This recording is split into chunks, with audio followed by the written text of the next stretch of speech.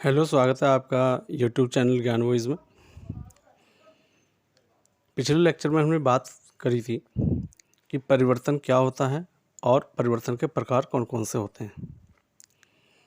आज हम बात करेंगे कि इन परिवर्तन का क्या कारण है, जो भी हमारे जो परिवर्तन होते हैं आखिर इन परिवर्तनों का कारण क्या होता है, या जो रासायनिक परिवर्तन जो होते हैं आखिर उनका कारण क्या होता है, आखिर रासायनिक परिवर्तन क्यों होते हैं।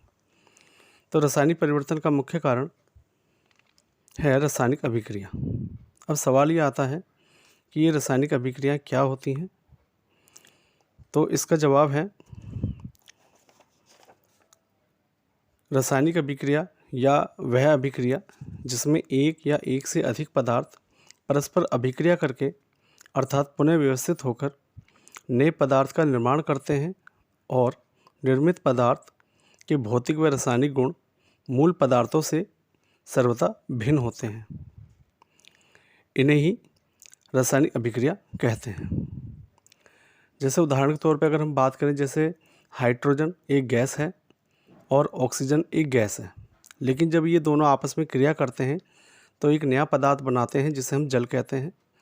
और जल हाइड्रोजन और ऑक्सीजन से अवस्था में और प्रकृति में एक दूसरे से अलग होते हैं। इसके बाद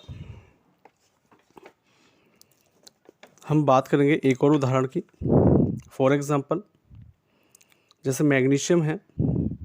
मैग्नीशियम एक धातु है और जब इस धातु को हम वायु में जब जलाते हैं तो मैग्नीशियम ऑक्साइड का सफ़ेद चूर्ण प्राप्त होता है, जिसके भौतिक व रासायनिक गुण भी मैग्नीशियम धातु के गुणों से बिल्कुल अलग होते हैं।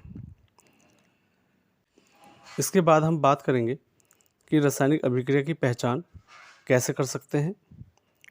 तो इसके लिए हमें रासायनिक अभिक्रिया को निम्न प्रेक्षणों द्वारा पहचाना जा सकता है। देखिए, अभिकारक व उत्पाद में अवस्था परिवर्तन द्वारा, जैसे कि हम जानते हैं कि रासायनिक अभिक्रिया में जो पदार्थ भाग लेते हैं उन्हें अभिकारक, और रासायनिक अभिक्रिया के फलस्वरूप जो पदार्थ या नए पदार्थ जो बनते हैं उन्हें हम उत्पाद कहते हैं। तो जब रासायनिक अभिक्रिया होती है तो अभिकारक व उत्पाद में कुछ परिवर्तन होते हैं, जैसे कि अवस्था में परिवर्तन। जैसे कि मैंने आपको बताया था कि जल जो है हाइड्रोजन और ऑक्सीजन के परस्पर क्रिया करने से बनता है, तो इसमें हाइड्रोजन और ऑक्सीजन की अवस्था अलग होती है, गैसीय अवस्था होती है, जबकि जल की जो है अवस्था जो है द्रव अवस्था होती है। दूसरा है यहाँ पे रंग में परिवर्तन के द्वारा गैस का निकलना। ताप में परिवर्तन, जब भी कोई अभिक्रिया होती है तो उसमें जो है ताप परिवर्तन होता है, या तो अभिक्रिया में ताप की आवश्यकता पड़ती है या अभिक्रिया जब होती है तो उसमें से कुछ मात्रा में जो है ऊष्मा ताप के रूप में बाहर आती है। इसके बाद अवक्षेप का निर्माण आदि। तो आज इसमें बस इतना ही। यह शीर्षक कैसा लगा इसके बारे में कमेंट बॉक्स में ज़रूर बताएं।